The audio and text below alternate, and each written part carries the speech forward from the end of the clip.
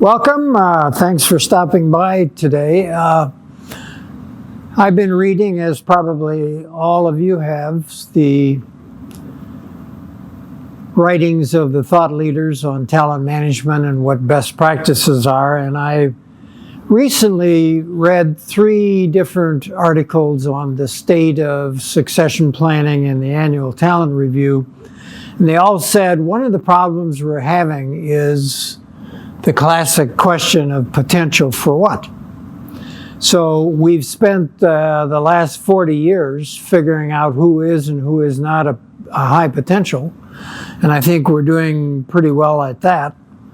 And now there's this new question is we need to figure out potential for what? So I've done some thinking about that or how I might respond to that.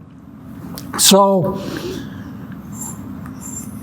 the first is it's the potential for top jobs. So the first answer to the question of potential for what are for all of these kinds of top jobs in our organization.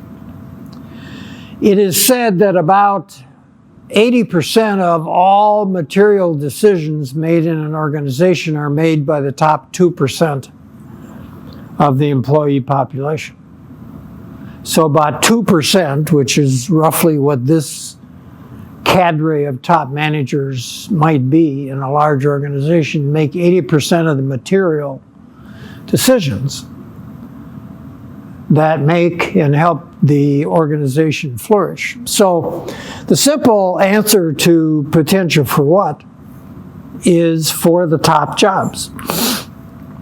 The second issue is potential for when, and the answer to that is forever, because we can't think about just the successor chart for the CEO or the successor chart for the chief marketing officer. We have to think of charts off into the infinite future.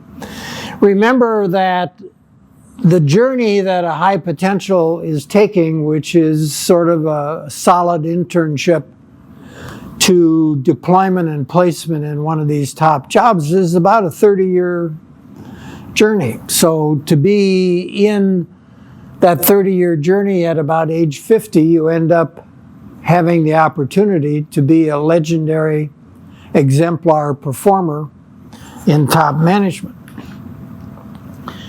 The question is potential with what? And in thinking through the responsibilities and accountabilities of all of those top jobs, so if you put all of those jobs together, collect all of their job descriptions, all of the accountabilities that they're held for, and do an analysis of that, we have come up with what we call the SORTI, just so it's easy to remember, talent sets. And SORTI stands for strategic skills, or operational or executional skills, relationship skills, deep functional or foundation technical skills, and then international. So if you think of those top jobs, every one of those jobs has a SORTI profile.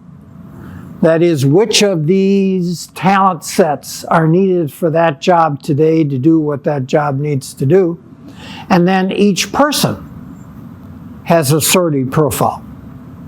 So potential for what is for the top jobs. What are the talent sets that we're looking for in those high potentials and potentials? It's SORTI. And we're making the distinction that there's really 2 populations that the people review need to center on. And it's potentials and potentials. So companies have different names for this. It could be seasoned professional, master performer. We'll call it high potentials. These are people who will get to the top, but maybe a little lower, not up to the C-suite maybe. But what they do is they run the engine of the organization. They get everything done. You've got to have strong high potentials, primarily for strategic issues, and high potentials for logistics, manufacturing, sales, finance. And another best practice is to think about this sequence in both employees and people who are not yet with the company. All organizations use search firms, and they bring in people at the top with known SORTI profiles because they don't have anybody on the bench with that particular SORTI profile. So they could be short strategy, they could be short the FedEx skills, the logistics. They could be short on relationship management or high technical skills. So, as I said, everybody has a SORT profile. So once the talent review identifies the high potentials and the high potentials, there's a people review 2.0 or succession planning 2.0. You have to know their SORTI profile. The reason for that is that every job has a SORTI profile.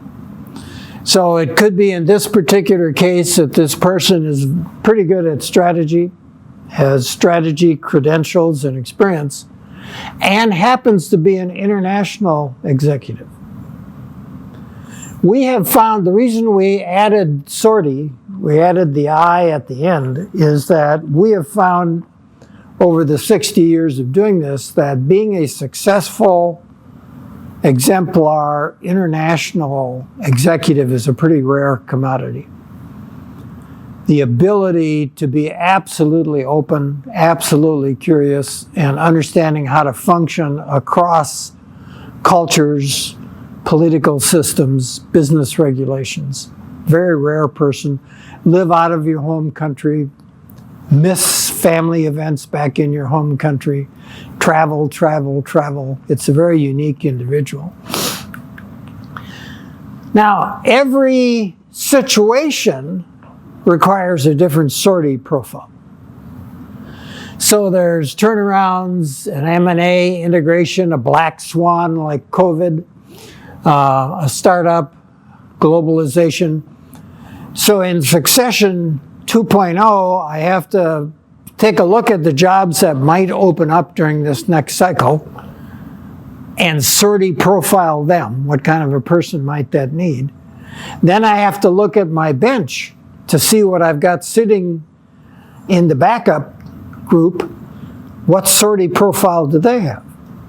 And obviously what you want to do is you want to match situations to the people.